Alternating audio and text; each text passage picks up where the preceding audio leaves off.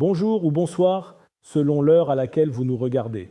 Ici Adnan Benchakroun, votre chroniqueur au micro de l'ODJ Média. Aujourd'hui, on va parler d'un sujet qui fait couler beaucoup d'encre et qui mérite qu'on prenne 2 minutes pour l'analyser ensemble. Un problème existentiel des COMEX au Maroc où l'IA bouscule moins la technique que le pouvoir des dirigeants des entreprises marocaines. Pas de langue de bois, pas de jargon inutile, juste un regard critique, un peu d'ironie et l'envie d'ouvrir le débat. Alors allons-y. Dans beaucoup d'entreprises marocaines, on continue de parler de l'intelligence artificielle comme d'un sujet de budget, de données, de cybersécurité ou de retour sur investissement. Tout cela compte, évidemment. Mais ce cadrage rate peut-être l'essentiel. Car dans les comités exécutifs, l'IA touche une zone beaucoup plus sensible. La valeur personnelle du dirigeant, la rareté de son expertise, la manière dont il a construit son autorité. Voilà le vrai sujet. Et c'est peut-être pour cela que tant de projets avancent lentement, avec prudence affichée, scepticisme feutré et décisions repoussées. Voyons ce que les chiffres disent au Maroc. Le paradoxe marocain est déjà là. Les dirigeants restent globalement confiants. Selon la déclinaison marocaine de la Global CEO Survey 2025 de PwC, 81% des dirigeants se disent optimistes pour l'économie nationale et 90% pour la croissance de leur propre entreprise. En parallèle, 71% prévoient d'intégrer l'IA dans leurs processus clés au cours des 3 prochaines années. Mais un détail frappe. Seuls 19% envisagent d'utiliser l'IA pour la gestion des effectifs et des compétences. Autrement dit, l'outil séduit quand il promet de la productivité et devient tout de suite plus sensible lorsqu'il s'approche du cœur humain du pouvoir dans l'entreprise. Ce décalage n'est pas marocain seulement. Il est presque structurel. L'étude 2025 d'ADECO, menée auprès de 2000 dirigeants dans 13 pays, montre que seulement 10% des entreprises peuvent être considérées comme réellement prêtes pour la disruption IA. Plus troublant encore, la confiance des dirigeants dans leur stratégie IA a reculé de 11 points en un an, tandis que 53% des CEO disent que leurs équipes dirigeantes peinent à s'aligner rapidement sur les priorités. Le problème n'est donc pas l'absence de discours. Le problème, c'est l'absence d'un centre de gravité décisionnel solide.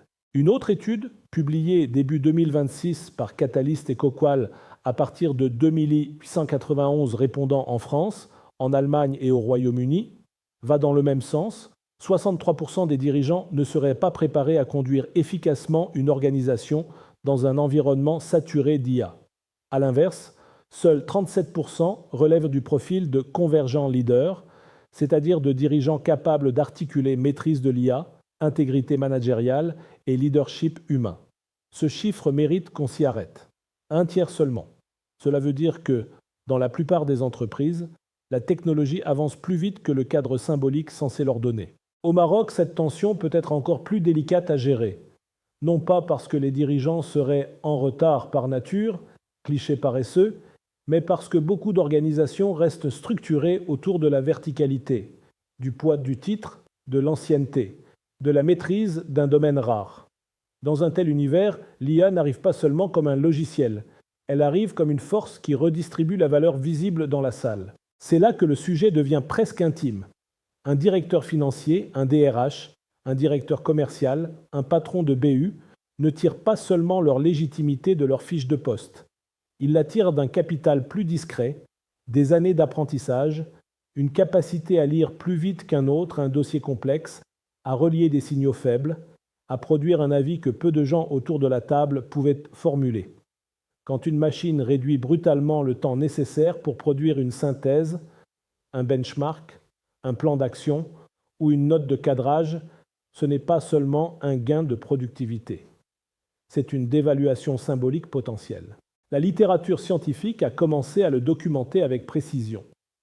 Une étude publiée dans Electronic Markets sur la menace identitaire liée à l'IA au travail identifie 3 déclencheurs majeurs: le changement du contenu du travail, la perte de position statutaire et la redéfinition de soi face à l'IA.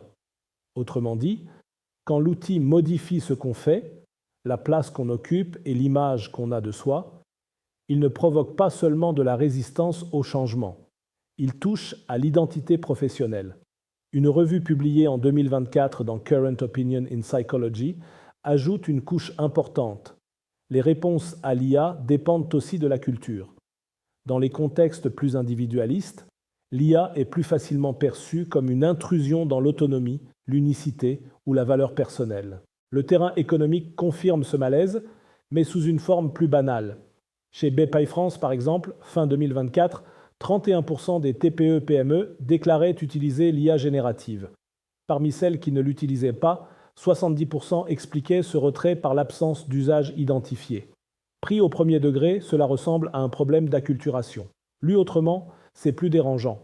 Nous ne savons pas encore où mettre cet outil sans dérégler nos arbitrages, nos rôles et nos routines de décision.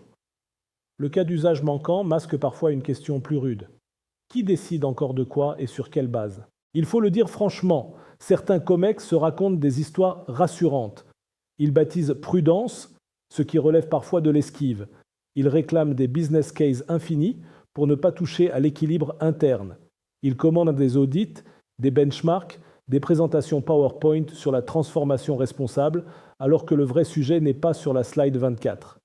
Il est dans cette gêne silencieuse, si des collaborateurs plus jeunes, mieux outillés, plus rapides en exécution cognitive, deviennent capables de produire un travail jusqu'ici réservé au sommet, que devient le prestige du sommet, ce que les COMEX marocains doivent admettre maintenant?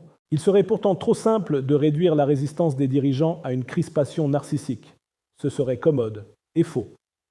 Les réserves des COMEX ont aussi des raisons sérieuses.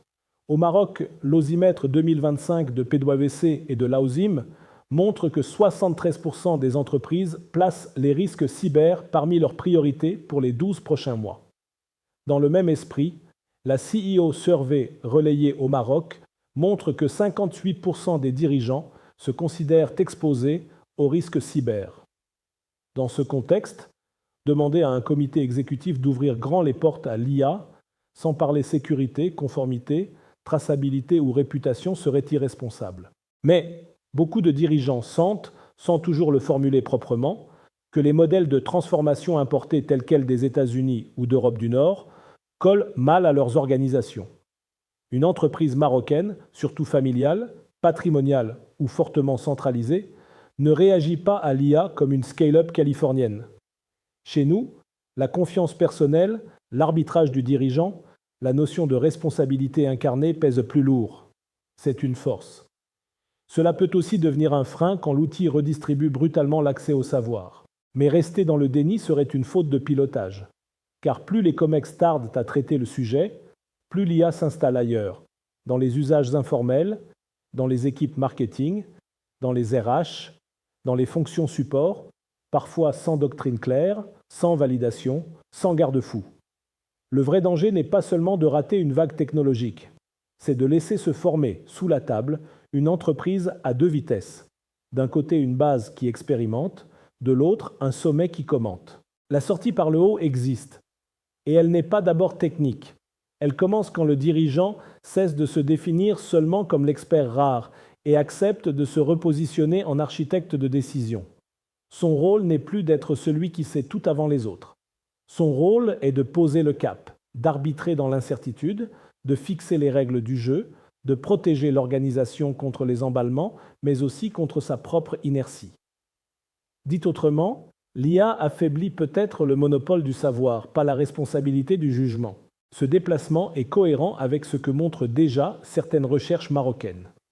Une étude de 2025 menée sur 71 managers de PME marocaines conclut que l'intégration de l'IA agit sur le leadership, surtout via le développement des compétences émotionnelles et du leadership transformationnel. Une autre recherche sur 150 entrepreneurs marocains s'intéresse, elle aussi, à l'effet de l'IA générative sur les compétences et le leadership. Le signal était clair. La question n'est pas seulement combien d'outils déployer, mais quel type de dirigeant voulons-nous devenir dans une entreprise augmentée? Au fond, le problème existentiel des COMEX n'est pas que l'IA fasse trop, c'est qu'elle révèle trop vite ce qui faisait leur ancienne valeur. Et c'est précisément pour cela que la réponse marocaine ne peut pas être une copie. Elle doit être lucide, plus humaine, plus politique au bon sens du terme. Oui, il faut cadrer. Oui, il faut sécuriser. Oui, il faut douter. Mais il faut aussi accepter cette vérité désormais visible. Dans l'entreprise qui vient, le pouvoir ne tiendra plus seulement par la rareté de l'expertise. Il tiendra par la qualité du discernement, la confiance qu'inspire le leadership et la capacité à faire grandir les autres sans se sentir diminué soi-même. C'est là que beaucoup de comex sont attendus. C'est là aussi que leur vérité commence. C'était votre chroniqueur Adnan Benchakroun au micro de l'ODJ Média. Je tenais absolument à partager avec vous ce sujet qui nous concerne tous avec la conviction que mes propos sont là pour ouvrir le débat, même s'ils peuvent être contredits demain ou paraître dépassés après-demain. C'est le jeu de la chronique, prendre position, quitte à se tromper, pour mieux avancer ensemble. On se retrouve très bientôt pour une nouvelle chronique, toujours avec la même liberté de ton et le même regard critique. À la prochaine si vous le voulez bien. Et n'oubliez pas de vous abonner à notre chaîne YouTube LODJ24 pour ne rien rater. Vous êtes chaque jour plus nombreux à nous suivre et c'est ce qui donne tout son sens à cette aventure médiatique.